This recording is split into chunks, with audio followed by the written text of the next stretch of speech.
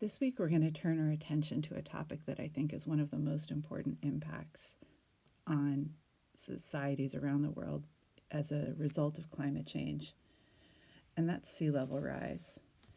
And even though I'm using cheesy graphics, I actually feel really, really strongly about this. I think it's something that's likely to impact millions of people and be very costly, and probably something that in some way or shape or form will affect all of us. One of the reasons I say this is that when we were drawing our climate systems before, we looked at all of the different amplifying feedbacks that were in the system, and we know from looking at modeling studies, scientists can tell that one of the outcomes of those amplifying feedbacks is that even if we slow carbon emissions soon, sea level is going to continue to go up for centuries, even if we can stop or slow emissions now. So this is going to be a pretty big and a real long-term problem. An example for that comes from looking at this map. This is from a New York Times article, and I'm sending you guys the link to this. This is a projection for the city of Mumbai, India in 2050. The black dots, like you see, in here, those are buildings. Mumbai is a city of 18 million, about 18 million people. And what this projection is showing is by the year 2050, how many areas will be flooded. And you can see that it's just huge chunks of the city that are already developed. All of this will be flooded. This is a scenario that's going to be playing out in coastal cities around the globe. So understanding how fast sea level is rising at these locations is pretty imperative to planning and meeting some of the enormous challenges that are going to come from millions of people being displaced. So when we think about sea level rise, we're really talking about, it sounds like sort of one thing, but it's actually a combination of two different major factors that contribute to sea level increase right now. So the first factor you're pretty familiar with, and that's melting ice, melting glaciers. The second factor that people are maybe a little bit less familiar with is actually the warming water. And when you warm something up, it actually takes up more space. So there's expansion just from adding heat into the surface of the ocean. So as you know, in this class, I'm a pretty big fan of looking at the data and seeing how we actually know that these things are happening. So what we're going to be doing this week is looking at the evidence for sea level change. So when we're talking about historic rates of change, this is really coming from two places. And the first place is the data set that you're going to be looking at. And what I'm drawing in here is something that's supposed to look like a pier or something pretty permanent at the ocean. So these are kind of the posts on the pier. Here's crazy hair. So since the 1800s, there have actually been people measuring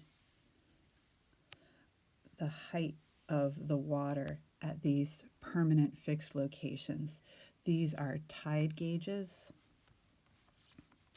and the actual technology of each gauge has changed over time. Now now they're solar powered and measure quite carefully, but the records go back over 100 years at many locations. And what those records show is, increasing water levels over time, but there's a lot of variability in these. What I'm going to be sending you guys to do is actually looking at the tide gauge records. And then the second thing that we're going to be doing is comparing the tide gauge records to the information that comes from satellites. So satellite data have been collected since the 1990s.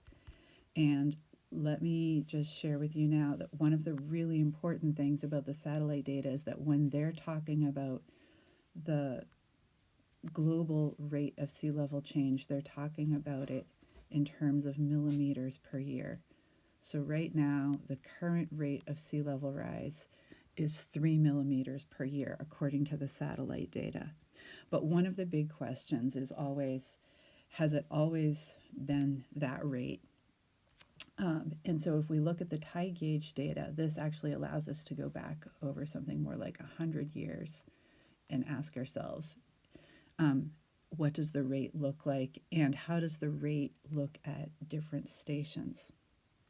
So what you're going to be doing is downloading data from an international database that collects this and turning it into a chart. And your chart is going to probably look something like this, where you have year on the x-axis and water level in millimeters on the y-axis.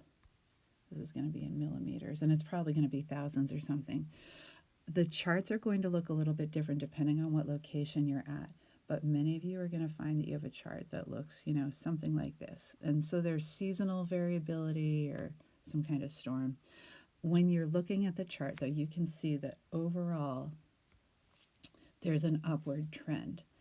And this is what we're interested in, is that sort of linear trend. One of the useful things about lines is that they have a slope. And many of you guys will remember this equation, the equation for a line. Y equals mx plus b. The slope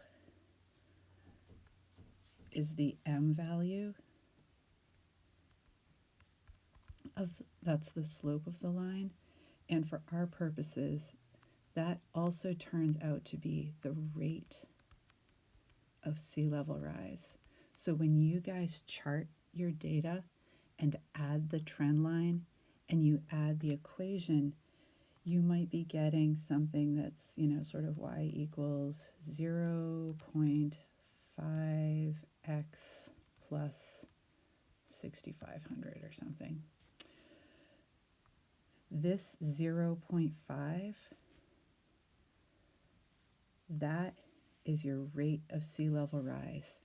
And that rate is being reported to you in millimeters per year. And it's representing the rate along that whole time span of your record. So instead of having a satellite record that's just a couple of decades long, you guys will be able to look at rates of change that represent a slightly longer time period and that are also very local to your location.